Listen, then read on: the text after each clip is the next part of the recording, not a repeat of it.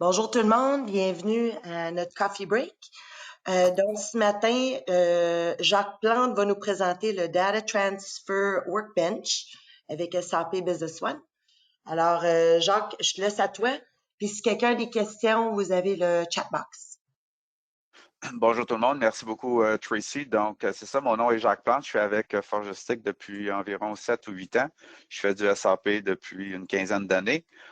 Donc, j'ai eu à utiliser le Data Transfer Workbench à plusieurs reprises lors des implantations ou des mises à jour. Donc, pour débuter, j'espère que tout le monde voit mon PowerPoint. J'ai mis en place un petit agenda où on va parler du DTW, là, que vous allez probablement entendre de consultants, DTW qui veut dire Data Transfer Workbench.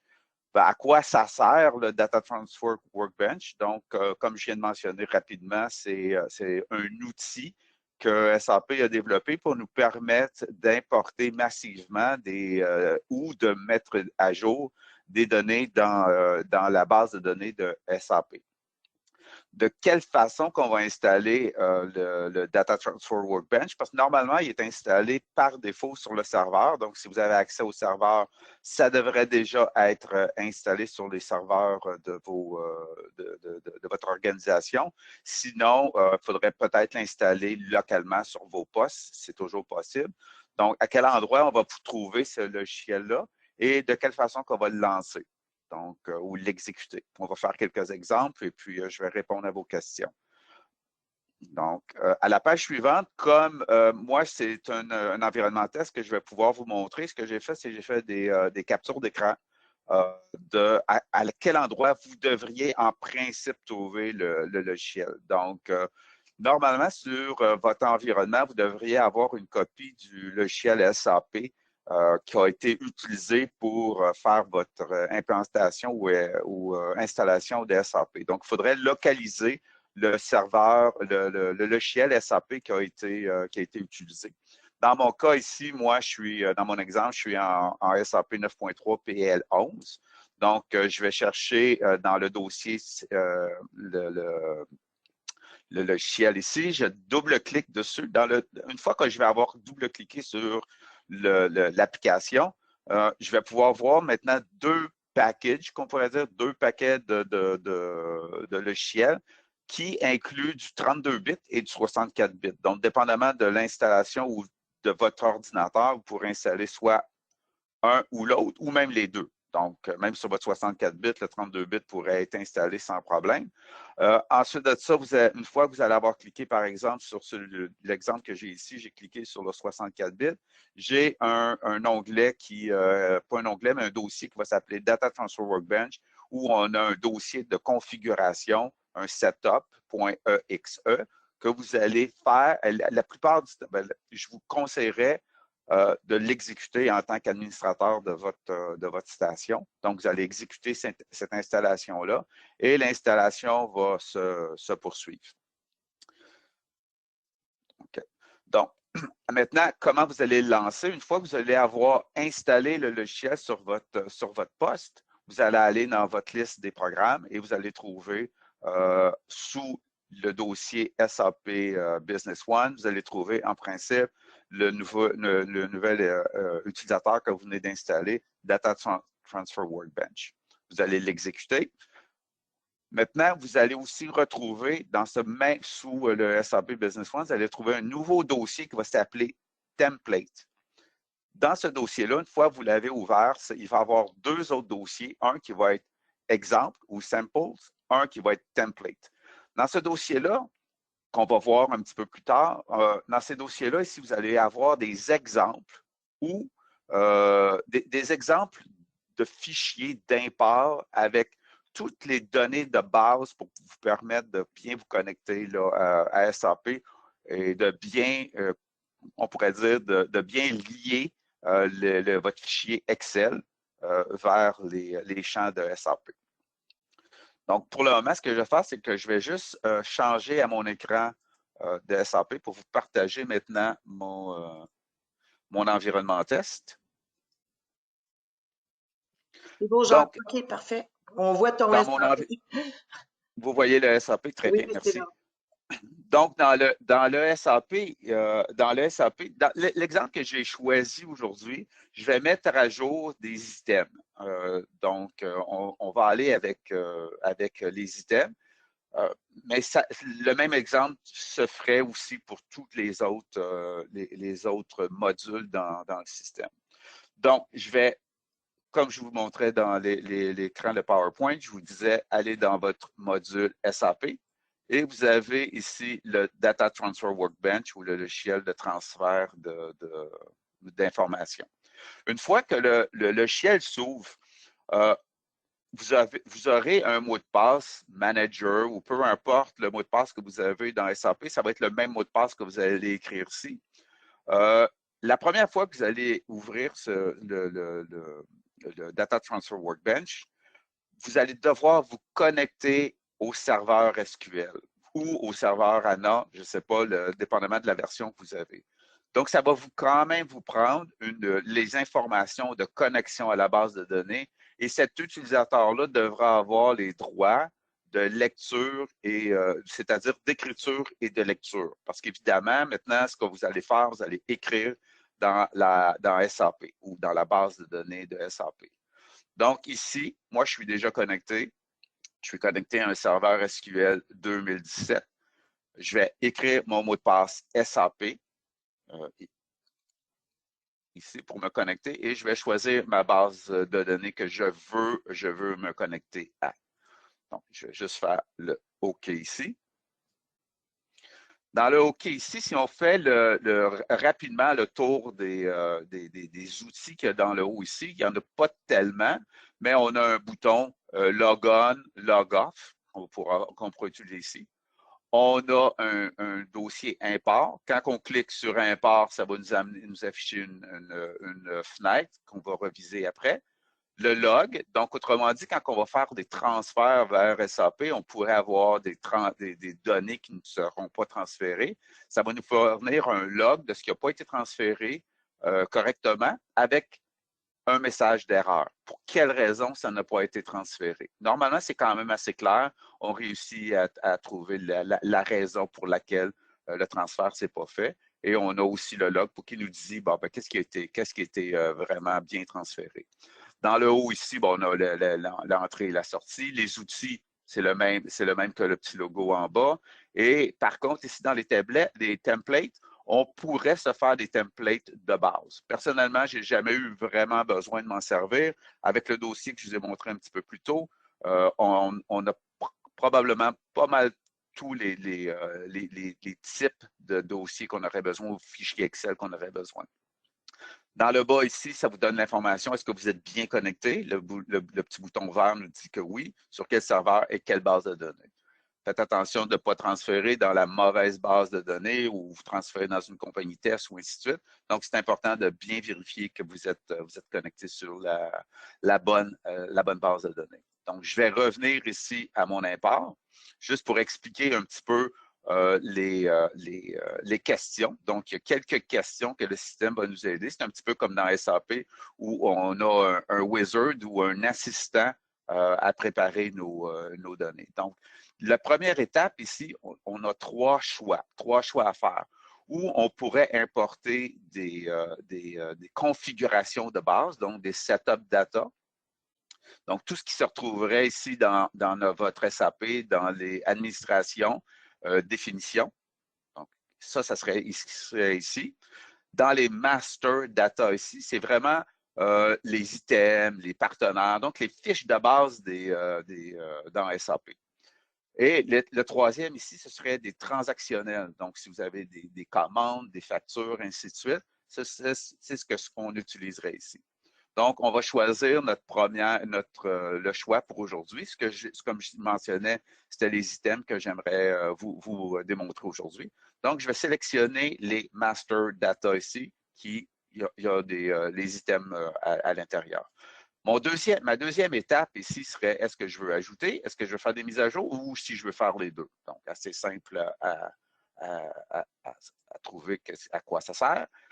Maintenant, ici, la troisième étape, c'est quel module que je voudrais faire. Donc, vous remarquerez que c'est environ, c'est le même Explorer ou le même genre de menu qui s'affiche par rapport à ce qui est dans SAP. Donc, assez facile de se retrouver. Donc, ce que je voudrais faire, c'est des items.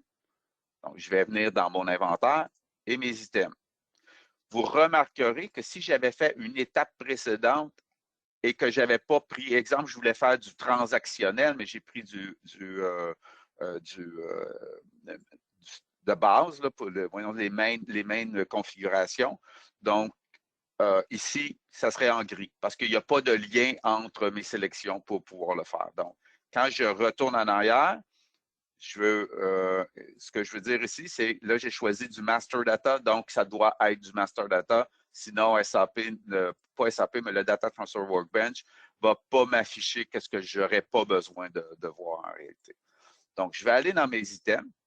Dans mes items, master data, je vais faire mon ex. Et ici, c'est ici que je vais sélectionner mon fichier. Maintenant, je vais m'arrêter à l'étape 4 et on va visiter ou on va discuter maintenant des fichiers.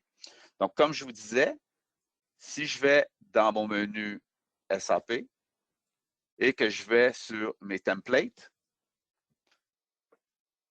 donc ici, j'ai des exemples, comme je vous avais mis sur les captures d'écran. J'ai des exemples. Si j'ouvre un exemple, encore une fois, j'ai des exemples pour chacune des étapes que vous avez pu voir. Donc, ajouter des nouveaux items ou des nouvelles datas, updater des datas, ainsi de suite. Donc, dans notre cas, je voudrais juste vous montrer un petit peu l'exemple de mise à jour. Donc, une fois que j'ouvre une mise à jour, j'ai encore une fois tous les menus. Je veux aller dans mon inventaire parce que c'est ce que je voudrais vous mettre à jour. C'est des master data que je voudrais faire. Qu'est-ce que je voudrais faire ici? Donc, c'est les items de base que je voudrais faire. Donc, moi, je ne sais pas si vous avez appris comment aller chercher, comment savoir quelle base de données, pas la base de données, mais quelle table dans SAP contient les bases de données pas les bases de données, mais des items de base, les informations de base des items. Donc, dans SAP, on a les outils pour savoir là, que c'est bien OITM qu'on doit ouvrir. Donc, si jamais vous avez besoin d'aide avec cette portion-là, laissez-nous savoir, on vous aidera. Mais pour le moment, OITM, c'est les informations de base des items dans SAP. Donc, ça va ouvrir un fichier ici. Le fichier comprend deux lignes importantes ici. C'est très important que ces deux lignes-là soient là et que les termes soient bien définis. Donc, la plupart du temps, les termes sont les mêmes, mais quelquefois, les termes pourraient être un petit peu différents. C'est très important qu'ils soient les mêmes, sinon le lien ne se fera pas entre notre fichier ici et SAP. Donc, pour créer des systèmes, on sait que tout ce que ça nous prend vraiment dans SAP, c'est un numéro d'item. Évidemment, on devra compléter les autres informations, mais pour créer des systèmes, c'est vraiment, la plupart du temps, c'est vraiment tout ce qu'on a besoin. Un numéro d'item. On crée un item. Donc, dans le fichier de base qui est ici, qui nous donne un exemple, on a ces trois items-là et avec ce fichier-là, je pourrais l'importer et le transférer dans SAP et mes trois items auraient été créés ou mis à jour, selon ce que je veux.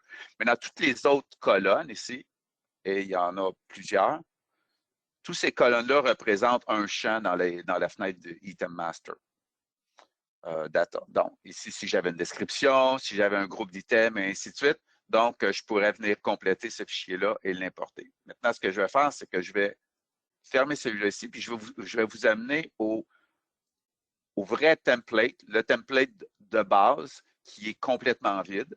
Donc, si je retourne ici dans mon inventaire, Item Master, et j'ouvre un fichier de base qui est complètement vide, mais avec toutes les informations ici. Et vous allez remarquer qu'il y a des petits commentaires, donc quelquefois, vous allez avoir de l'information. Comment long, ainsi de suite, combien de caractères vous pouvez mettre, ainsi de suite. Donc, moi, j'ouvre ce fichier-là. Et ensuite de ça, je me suis préparé un fichier avec les données que je voudrais avoir. Donc, ici, je pourrais avoir seulement, exemple, le client qui est ici m'a demandé de faire une mise à jour des catalogues, des numéros de catalogue ici. Je vais juste le mettre ici. plus droit. Donc, le client voulait mettre les numéros de catalogue à jour pour ces 3 items-là. Mais en même temps, il m'a aussi dit, ben, j'aimerais ça changer les groupes d'items. Donc, ce que j'ai fait, c'est que je me rajoute une colonne ici. Je vais aller dans mon fichier de base que j'ai ouvert tantôt et je vais prendre ma colonne ici, groupe d'items. Je vais le copier. Je vais le ramener dans mon fichier, je m'excuse, mon fichier que je veux modifier. Je vais juste le mettre ici. Et le client aussi voudrait avoir le numéro du manufacturier. Donc, ou le code de manufacturier qu'on va retrouver. Donc, autrement dit, ici, si je vais dans mes gestion des stocks, données des articles, ce qu'on veut avoir ici, c'est changer le code le groupe de l'item et on veut aussi changer le nom du manufacturier ou du fabricant.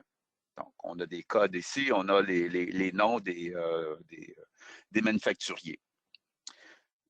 Donc, SAP, quand l'item est créé, ou le groupe est créé ici, il va utiliser un code interne.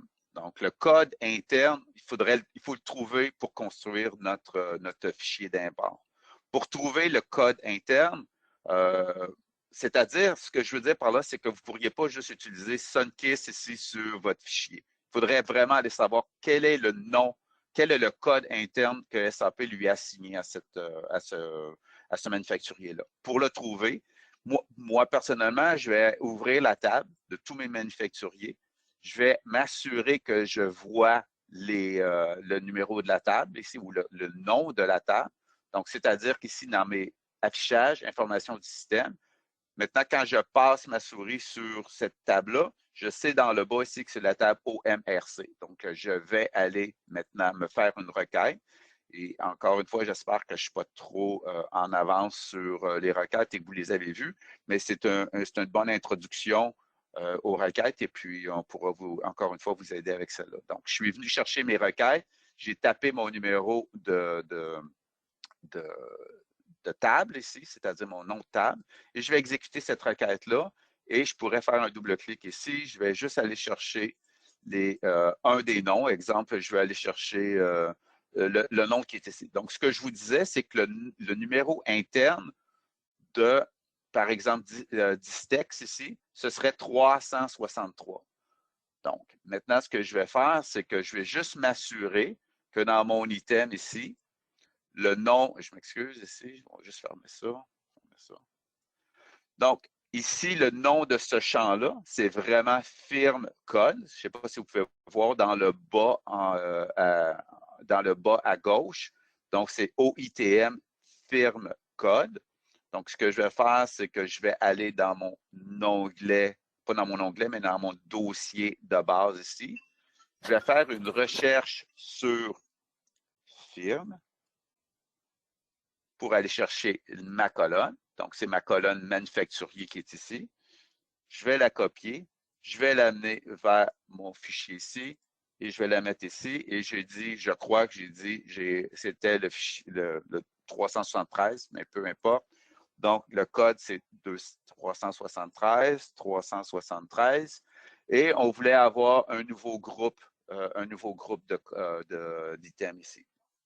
Donc, mon nouveau groupe ici, de quelle façon? Je vais faire exactement la même chose. Redéfinir.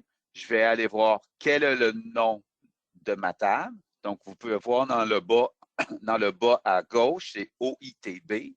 Je vais retourner dans mes outils, mes requêtes, OITB, et je vais exécuter. Donc, je vais aller chercher un numéro. Par exemple, je voudrais changer à 110 mon numéro de groupe. Mon numéro de groupe ici. Je vais retourner à mon fichier. Et je vais dire mon numéro de groupe, c'est 110. Donc, évidemment, si je n'ai que 3 exemples, l'outil est pour plusieurs items, 3 lignes. Ça ne vaut pas la peine de faire ça avec un fichier Excel, là. On pourrait le changer manuellement, mais vous voyez que c'est vraiment pour en haut de 50, en haut de 100, là, ça vaut vraiment la peine de faire cet exercice.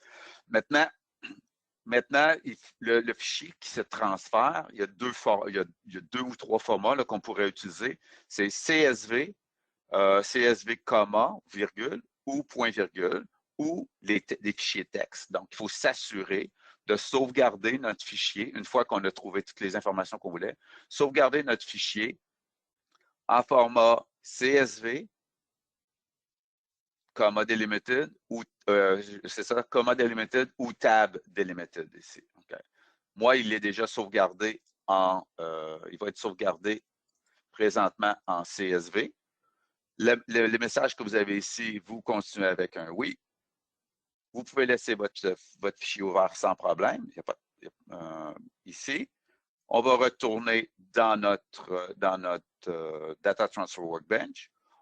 On va cliquer sur nos trois petits points ici et on va aller chercher notre fichier qu'on vient juste de mettre à jour.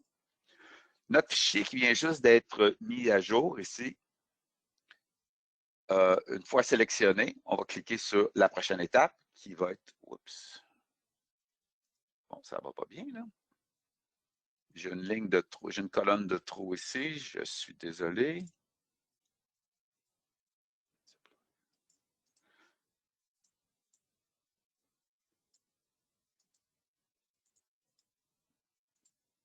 On va juste le refaire une fois. Il y a peut-être une colonne une colonne blanche qui s'est créée, une colonne d'extra qui s'est créée en faisant mes choses ici. Là. Donc, je les ai supprimées. J'espère que ça va fonctionner. Je m'excuse. Mais ça va nous donner une autre façon pas une autre façon, mais une autre opportunité de voir. Donc, import, master, next. Je vais faire une mise à jour. Suivant, je vais aller chercher encore une fois mes inventaires, mon item master. Je vais aller chercher mon item. Je vais faire next. OK. Donc, vous pouvez voir ici dans cette étape-là, l'étape 5, les items se sont liés ensemble. Donc, c'est-à-dire la source, qui est le fichier CSV, le target, c'est la base de données de SAP. Donc, ici, comme j'avais utilisé les deux lignes correctement, mon fichier Excel s'est retrouvé avec les bons champs. Je pourrais cliquer sur la source ici pour m'assurer que les informations ici sont bien ceux que j'ai mis dans mon fichier. Je vais cliquer « Suivant ». Dans mon suivant, j'ai d'autres choix que je pourrais faire. Donc, je pourrais dire au système, aussitôt que tu rencontres une erreur, recule, fais rien, fais absolument rien. Donc, quand on a des fichiers de 5000 lignes, ça pourrait être intéressant de dire, écoute, à la 1000e ligne, là, je veux que tu arrêtes, mais que tu n'aies pas pris en considération tous les changements que tu as faits.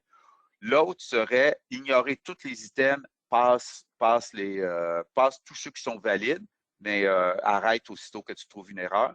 Ou arrête aussitôt que tu trouves 10 erreurs, 100 erreurs, ou peu importe, c'est vous qui allez décider combien d'erreurs vaut la peine. Là, si jamais vous avez un fichier de 10 000 lignes, puis vous dites arrête à 500, bien, ça pourrait être un transfert qui serait long. Là. Donc, Jacques, excuse-moi, c'est Carl. Si tu reviens à l'écran précédent, tu as pesé sur source, on voyait les données du fichier source, mais si tu pèses sur target, on voit-tu aussi les données qui sont dans la base de données actuellement, le tab target? Pas vraiment, non. Non, OK, c'est ça, Non. OK.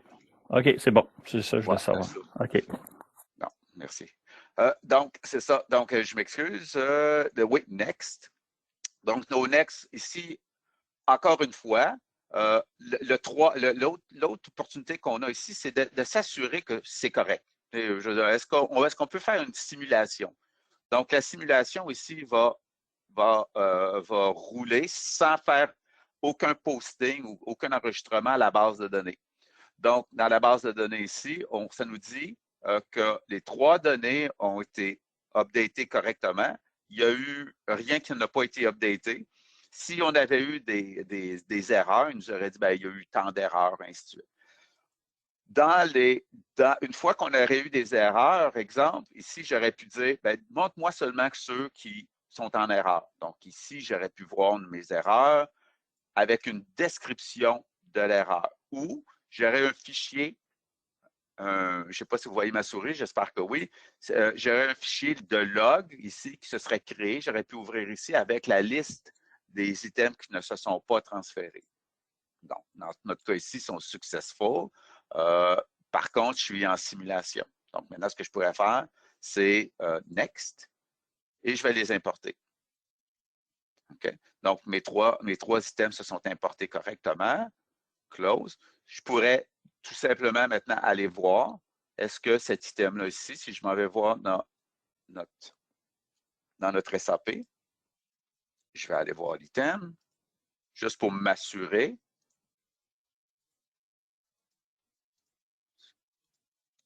Oups.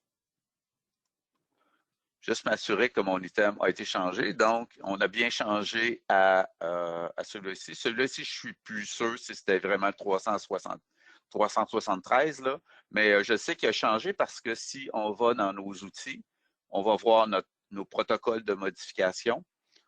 On peut voir qu'aujourd'hui, on a fait un changement. Si je mets les deux en surbrillance, afficher la différence, je peux voir ici que mon numéro de catalogue a changé de Z vers 202.12 et du fabricant de aucun vers Testec.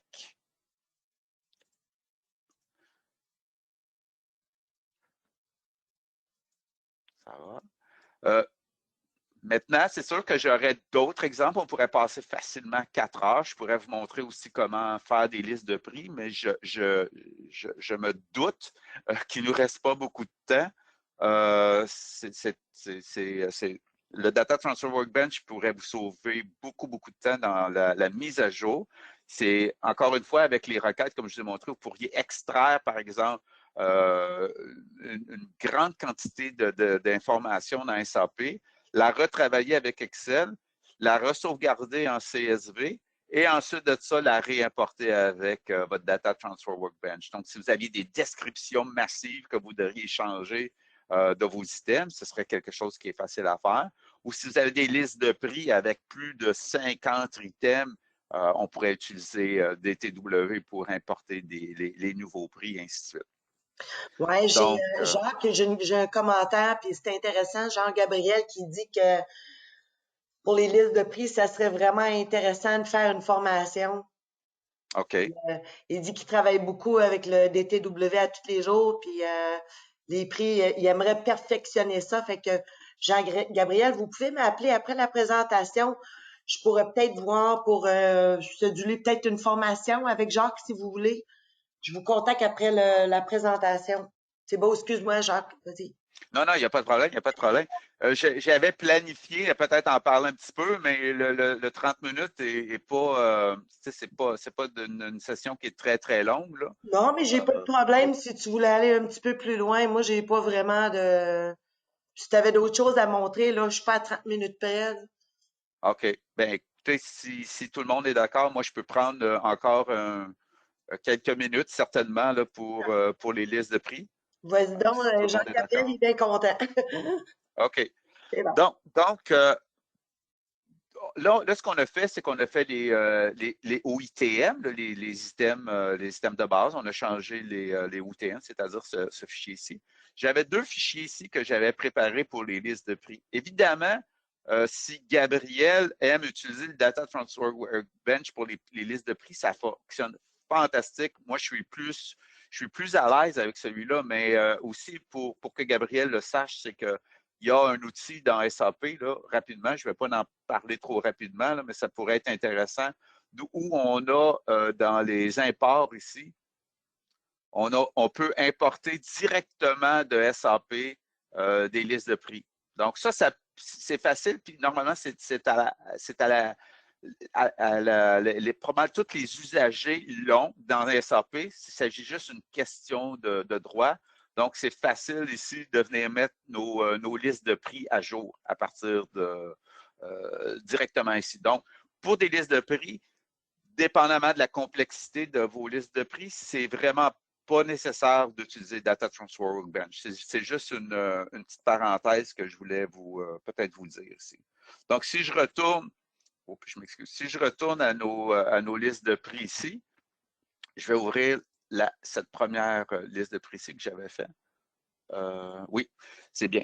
Donc, ce que j'ai fait ici, puis ça va être, c'est là un petit peu qui est important, c'est qu'il y a un template dans SAP, dans ceci, comme je vous ai montré tantôt, ITM1. Vous allez remarquer qu'il y a une petite différence entre celui que j'utilise et celui de SAP. Celui de SAP, pour moi, ne fonctionne pas bien. Le fait que la devise est placée à la fin, et ainsi de suite, j'ai souvent des messages d'erreur avec celui-là ici. Donc, moi, je replace la devise en avant du prix et je n'utilise pas la liste de prix ici. La liste de prix, elle est placée dans la line number. Donc, si je retourne ici, là, elle est vraiment placée dans le line number. Okay. J'ai essayé autant comme autant avec celui-là dans les débuts de mes Data Transfer Workbench. J'ai passé des heures et des heures à figurer cette chose-là. Puis finalement, j'ai fini par trouver la vraie combinaison. Il y a peut-être d'autres consultants qui ont réussi avec l'autre. Moi, je n'ai pas réussi. Ça, c'est ma meilleure combinaison et j'en fais des tonnes de mises à jour de liste de prix. Ça, c'est ma combinaison. Ça fonctionne bien. Donc, ici, vous allez remarquer que j'ai mes 3 items. Je les ai répétés 2 fois. OK? Parce que je veux mettre à jour 2 listes de prix. Dans SAP, ce que je veux mettre à jour, on va juste retourner à nos gestions des stocks, liste de prix. Ce que je veux mettre à jour maintenant, c'est la liste de prix numéro 1 et la liste de prix numéro 2. Maintenant, ça, c'est une autre, je ne me souviens pas du mot en français, là, mais faire attention, un autre warning, c'est que dans SAP, la liste de prix retail ici, il est écrit 1 et la liste de prix fournisseur ici, il est écrit 2.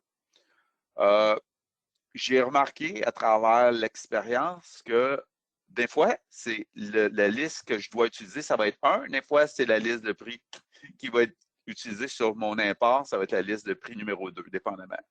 Mais dans le cas de cette compagnie ici, dans cette base de données ici, il faut toujours que je soustrais 1. Donc, si je veux atteindre avec mon Data Transfer Workbench la liste de prix détail, je dois écrire ici 0. Okay? Donc, 1 moins 1, 0. Et ma liste de prix vendant, c'est 2 moins 1, donc c'est 1. Donc, dans ce cas ici. D'ailleurs, l'import que je vous montrais tantôt ne fait pas ça. Donc, c'est vraiment 1 pour 1, 2 pour 2, ainsi de suite. Ça fonctionne. Mais avec le Data Transfer Workbench, je vous conseillerais avant de trouver vraiment les numéros internes de vos listes de prix. Okay? Dans cette base de données test-là, c'est 1 pour 0 et 2 pour 1. Okay? Donc, dans ce cas-ci, j'ai des prix qu'on paye en US. Donc, j'ai mis la devise USD et le prix qui va sortir en USD et les prix sont en canadien pour la liste de prix retail. Maintenant, dans votre compagnie, chez Forgestic, on conseille souvent d'utiliser le CAD okay, comme devise. Donc, je vous conseillerais, avant de préparer votre fichier, de vraiment vous assurer que si je m'en vais dans mes currency, oups, est-ce que je suis dans mes menus? Donc, si je vais voir mon tableau des... Oups, c'est parce que je suis en français, je m'excuse. Je suis habitué d'aller en anglais. Donc, dans mes devises, dans ma table de devises ici, vous vous assurez que vous allez utiliser le même code que la devise que vous utilisez ici. Donc, le USD, c'est correct, mais mon canadien, pour cette compagnie-là, ici, ce n'est pas du CAD, c'est le signe de dollar. Donc, si je retourne ici, j'ai bien utilisé le signe de dollar. Je vais sauvegarder mon fichier. Je crois qu'il est déjà sauvegardé, je n'ai rien changé, fait qu'on va le garder comme ça. Je vais juste retourner au Data Transfer Workbench. Je vais faire mon import. Encore une fois, ce sont des données ici d'items. Ça fait partie, la liste de prix fait partie des master data ici. Donc, je vais venir chercher mon master data. Je vais aller à Next. Je vais faire une mise à jour. C'est une mise à jour que je veux faire des prix. Je vais aller sélectionner mon item, master. Maintenant, si je voulais faire les deux fichiers en même temps, ce serait possible. Tantôt, on a mis à jour le fichier OITM. Je pourrais dire, OK, je vais remettre à jour mon OITM et je veux mettre à jour en même temps mon ITM1, qui est la liste de prix. Je pourrais mettre à jour une autre information qu'ici, ici par exemple, les attributs. OK? Donc, je pourrais mettre les fichiers, tous les fichiers qui se connectent un ensemble pourraient être mis ici. Par contre, dans le cas des listes de prix, je ne suis pas obligé d'avoir le premier. Je pourrais très bien continuer avec seulement que la liste de prix. SAP va se retrouver. Oups, c'est ici. Ouais, il y a quelque chose, je n'ai pas correct. Je crois que mon problème ici. Est-ce qu'il y a des datas? Oui, il y a des datas en bas. Je pensais que je l'avais nettoyé. Ah, OK, oui, je l'ai nettoyé, mais j'avais fait le B. On va juste retourner ici. Master, update, inventaire, item, next. Là, si je vais un petit peu vite, vous m'arrêtez. Les prix, je suis allé chercher les prix, je vais aller chercher lui ici. Donc, vous voyez pourquoi aussi c'est bien de regarder notre source. Donc, j'ai la source ici. Je pourrais aussi faire un double-clic pour trier. Donc, vous voyez, si j'ai trié, je trie par numéro d'item. Donc, je peux bien voir que j'ai un prix 0, un prix 1, que mon prix retail est plus élevé que mon prix US, ainsi de suite. Donc, je vois que je semble être en bonne voie, là. Donc, je vais faire Next. De la même façon aussi, je pourrais dire, ben, vas-y, passe tout ce que tu as passé sans faire d'erreur. Ou dis-moi s'il y a jusqu'à 10 erreurs, arrête pas jusqu'à 10 erreurs. Je pourrais faire une simulation. Donc, je peux voir ici que j'ai 3 items qui ont été mis à jour dans ma simulation sans problème. Close. Ce que je vais faire maintenant, je vais juste les importer. Importer. Finish. Donc, mes 3 items ont été importés. Mes 2 listes de prix ont été mises à jour. Je n'ai pas de message d'erreur, mais comme je vous disais tantôt, s'il y avait eu des messages d'erreur, j'aurais un template qui me donnerait les messages d'erreur ou je pourrais aussi les afficher ici avec un message d'erreur qui, somme toute, va vous donner un bon exemple de qu'est-ce qui, ou une bonne idée de quel a été le problème.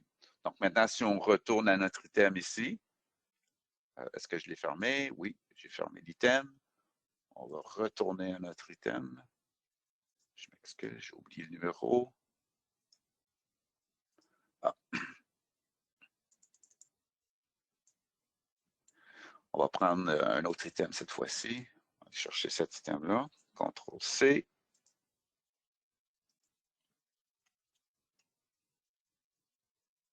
Donc, dans mon retail, j'ai vraiment 85 $.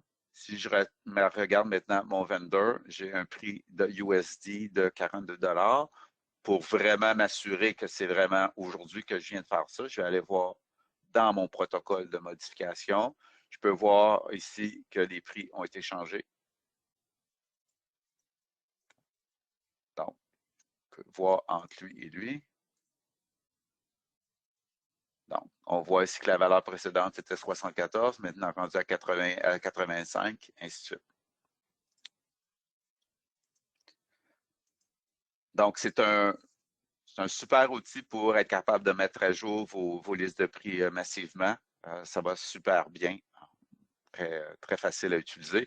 Mais comme je vous disais, peut-être que l'autre aussi pourrait être un outil à explorer de votre côté. Donc, si vous avez des questions, je suis là. Dites-moi là. Bon, Jean-Gabriel, tu dis que ça va très bien. OK, tu vas m'envoyer un courriel après, parfait. Est-ce qu'il y a quelqu'un d'autre qui a des questions, Carl? Oui, c'est ça. L'autre méthode que tu nous as montrée, y a-t-il une possibilité de faire une simulation aussi? Oui, bien, probablement dans un autre, à moins qu'on ait le temps. OK, non, je voulais juste savoir, parce que juste pour voir si on pouvait faire la simulation comme le DTW nous donne la possibilité de faire avec l'autre méthode. C'est correct. Oh, la simulation, non, je m'excuse. OK, je comprends ce que vous voulez dire. Non, on ne peut pas. OK, c'est direct. Quand tu fais import, c'est fait. Oui, c'est fait. Ça, okay, c'est pour ça qu'on commence avec petit, là, même moi là, qui est un petit peu plus. Ben, je suis plus habitué avec le DTW, mais quand j'utilise ça là, je me prends un petit échantillon avec 2-3 items, je le vérifie, je m'assure que c'est la bonne liste de prix, et ainsi de suite, puis ensuite de ça, je me lance. OK, c'est bon, ça va. Merci beaucoup. Oui, j'aime. C'est pas drôle d'arriver puis d'importer 500 prix coûtant sur le retail, là, sur le détail. Là. Ça peut, en plein milieu de la journée, là, ça peut coûter plusieurs centaines de dollars. On vend coûtant pendant 2 heures de temps, là, ça fait mal. Un léger problème. Ouais. Est-ce qu'il y a d'autres questions? On est correct? Bon, mais parfait. Ben, merci beaucoup, Jacques. C'était super intéressant. Puis, s'il y a quelqu'un qui a plus de questions, qui aimerait peut-être voir les disponibilités avec Jacques pour un peu plus de perfectionnement, là, vous avez mon courriel. Fait que bon week-end tout le monde. Merci beaucoup. Merci. Merci beaucoup. Bon week-end. Salut, bye. Bye bye.